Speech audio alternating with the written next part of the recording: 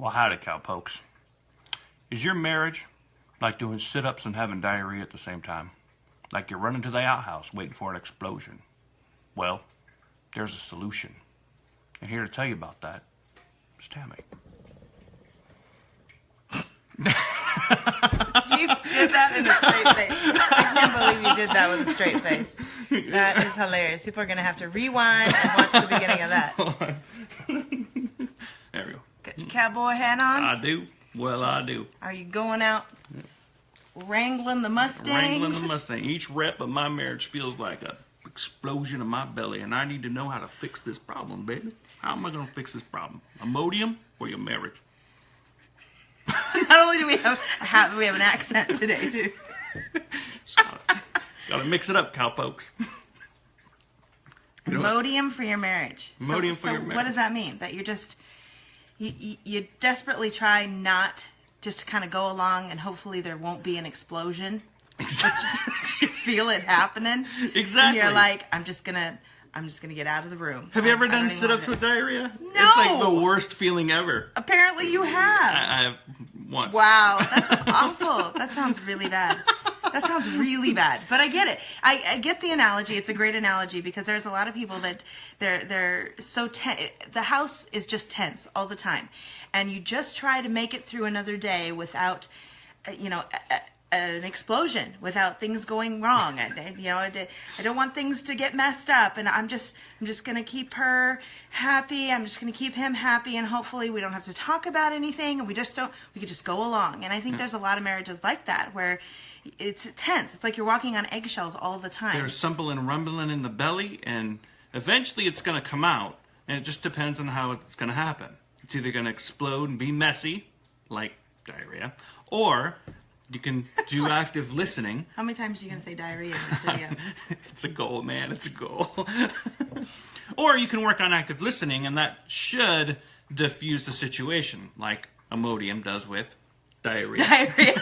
It's the word of the day, like people are No. Just kidding. Anyway, well, how do you describe active listening? What is active listening? Okay. So we did active listening before we went to counseling or did anything, and what we did is I hear what you're saying and we'd kind of repeat it. So in our conversation we would talk about, and I would just go, I'm hearing you say, and then I would repeat what I'm hearing her say. And a lot of the times, just that alone, she would look at me like I'm nuts. That's not what I said. That's not what I meant. That's not how I feel. And I'm hearing something completely different. Like she's talking an FM and I'm an AM. That's sad for you. It's much clearer on FM.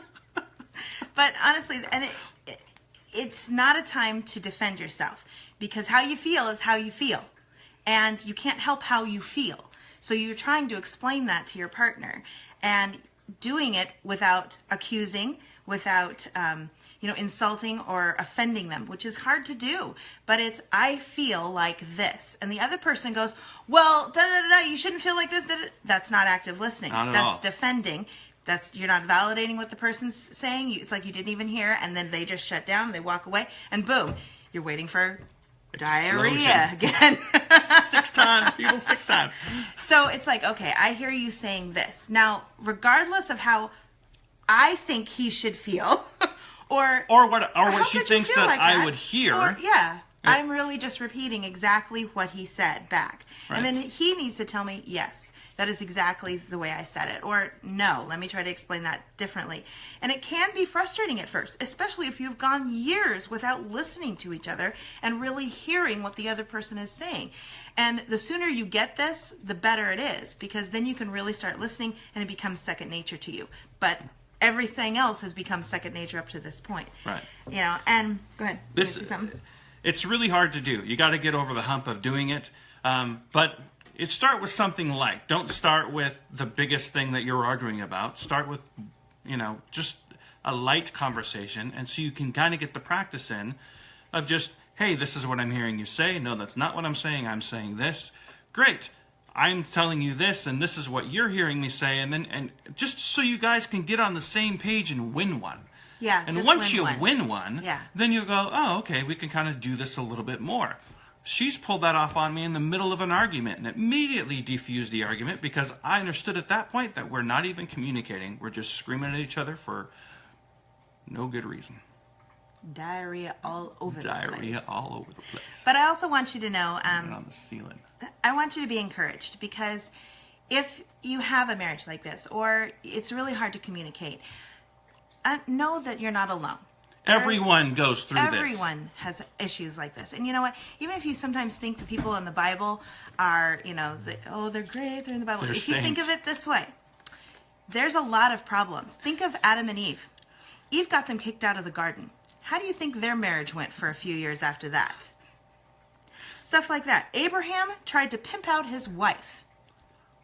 I'm thinking he's sleeping on the couch for a while after He needed that some one. extra ends. Wow. It's, Hannah gave up Samuel, her son, and her husband agreed.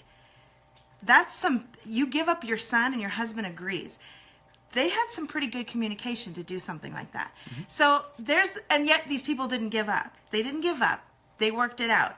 And we don't see any of that. Oh, Adam and Eve were in counseling for several years. No, they just had each other. There was nothing to do, but figure each other out. So take the time, figure each other out. Active listening. I know it sounds cheesy. It's a little corny.